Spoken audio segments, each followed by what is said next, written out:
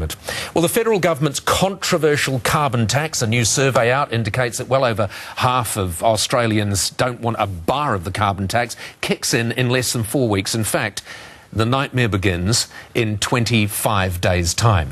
Greg Hunt is the shadow spokesperson for Climate Action and the Environment and joins me now. Greg, morning to you. Good morning. There is nothing that is going to stop the introduction of the carbon tax now, is there? Well, it's coming on the 1st of July, but there's complete confusion and chaos at the moment. 104 councils got a letter just a few weeks ago saying you may be in. They still don't know, with less than 4 weeks to go, whether or not they'll be hit with the tax, and if so, how much they'll have to pay. One that does know is Wyndham City Council in the Prime Minister's own electorate. Very big landfill, $13 million in the first year alone in the Prime Minister's own electorate. But around the rest of the country, most of the councils have complete confusion. So 4 weeks ago... Why is there complete confusion? I mean, why do we not have the full list of the polluters who are going to be paying the carbon tax? Well, the government's been able to name barely half of those that are definitely going to be hit. And of course these are electricity and gas companies, which means that for viewers, they're the ones that actually pay the tax. Absolutely. Having said that, the government have assured the viewers, have assured the taxpayers of Australia that they will not be out of pocket as a result of this, or certainly people that can least afford it will not be out of pocket. Do you think that's disingenuous? Well, clearly the government wasn't willing to name the tax before the election. They're not willing to name the tax in their ads now. They aren't confident that people will be better off, let alone equal. And that's because everybody has to pay higher electricity, gas and grocery bills. That's what the tax is designed to do. So it comes at really the worst possible time. Because the whole point of it is a penalty to try and encourage these polluters not to pollute. It's not a small figure. It's $36 billion. And the vast bulk of that will be electricity, gas and groceries, and this really is the worst possible time. Do you accept that it is virtually impossible for the government to pull back on this now?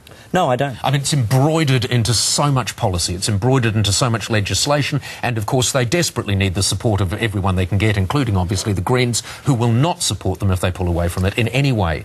They can defer, and they should defer, with a European meltdown on the cards. Can you imagine a worse possible time to put a massive tax on mums and dads and small businesses? But they are saying that Australia is in good shape and you just have to bite the bullet.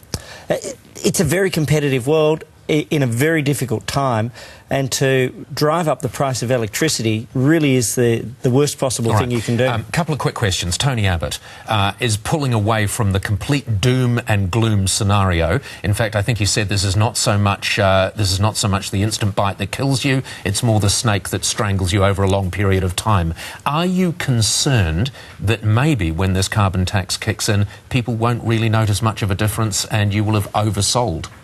No, we're not, and the reason why is because this tax builds up pressure and pressure and pressure, and they do it, the government does it through electricity charges. So anybody who's opening the fridge this morning or turning on the television or turning on their lights, as of the 1st of July, they'll start paying the tax. So by and large, you've put a huge amount of effort into the doom and gloom surrounding this. By and large, people really don't fully understand it.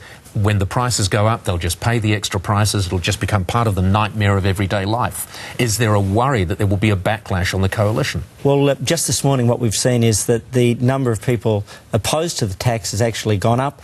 I think people are very bright. They know that they're the ones that pay, and they know that, of all of the times in the last 20 years, this is the worst possible time. All right. You're going to turn this on its head. You've said this is one of the first things you're going to do when you become government. Are you concerned you may not have the numbers there? I mean, it's only the coalition that hold that view. We will repeal the tax. It's the first thing that we'll start to do. On day one, we will give instructions, and the challenge to the ALP is, will you listen to the Australian people? Either way, with or without them, we'll repeal the tax. But just this morning, Greg Combet has said in the newspapers he doesn't care what the result of the next election is. He'll ignore the will of the Australian people. So we hope they will listen to the Australian people, but we'll do it with or without them. I will put that to him right now. Greg Hunt, thank you very much for joining us this morning. Pleasure. Well,